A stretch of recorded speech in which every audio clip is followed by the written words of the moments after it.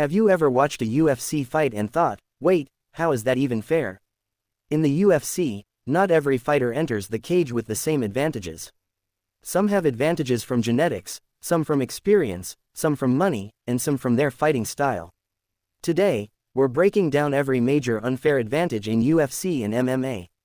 Imagine two fighters. Both train hard, both want to win, but one fighter is naturally stronger, has longer arms, trains at a world-class gym, and has years of elite wrestling experience. Before the fight even starts, he already has advantages. Let's look at them. Reach advantage. One of the most obvious advantages in MMA is reach. Reach is how far a fighter can extend their arms. A fighter with longer reach can punch from farther away. This means they can hit their opponent while staying out of danger. A long reach isn't unbeatable, but it can make striking much easier. Height advantage. Height and reach are not always the same. A taller fighter often controls distance better. They can use longer kicks and knees.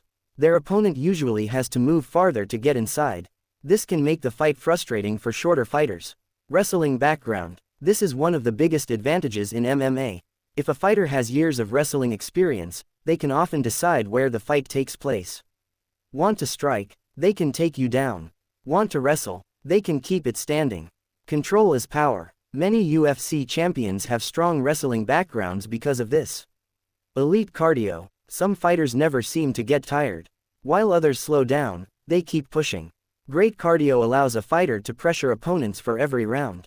It also helps them recover faster between exchanges. When two skilled fighters compete, cardio can be the deciding factor. Genetics. Some advantages are given at birth. Certain athletes naturally build muscle faster. Some have stronger bones. Others recover more quickly. Some people are simply born with physical gifts that help in combat sports. Hard work matters, but genetics still play a role. Chin durability. Have you noticed how some fighters absorb huge shots and keep moving? That's often called having a good chin. A strong chin allows fighters to survive mistakes that might finish someone else. Fight IQ. This advantage isn't physical, it's mental. Fight IQ is a fighter's ability to make smart decisions under pressure. Knowing when to attack, when to defend, when to wrestle, and when to conserve energy. High fight IQ can defeat opponents who are physically stronger. World-class gyms. Not all fighters have access to the same coaches. Some train at elite gyms with UFC champions and top-level coaches. Others train in smaller gyms with fewer resources. Better coaching can improve technique, strategy, and preparation. This creates a huge advantage. Money. Money matters in MMA.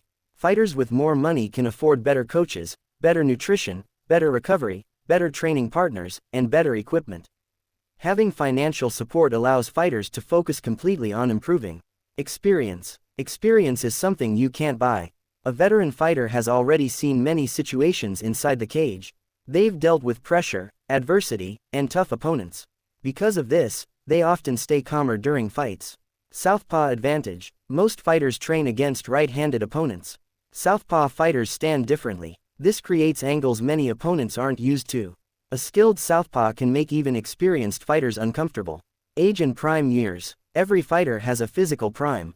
Speed, reaction time, recovery, athleticism. A fighter in their prime often has advantages over someone much older.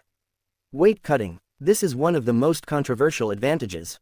Many fighters lose large amounts of weight before weigh-ins. Then they regain much of it before the fight. This can make them significantly bigger on fight night than their opponent. Mental toughness. Some fighters break under pressure. Others thrive in it. Mental toughness helps fighters stay focused during difficult moments. It can be the difference between giving up and finding a way to win. So what is the biggest unfair advantage in UFC? Is it reach, wrestling, genetics, money? The truth is that champions usually combine several advantages together.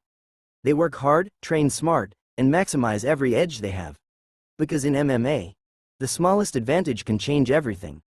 If you enjoyed this video, make sure to like, subscribe, and comment which UFC advantage you think is the strongest.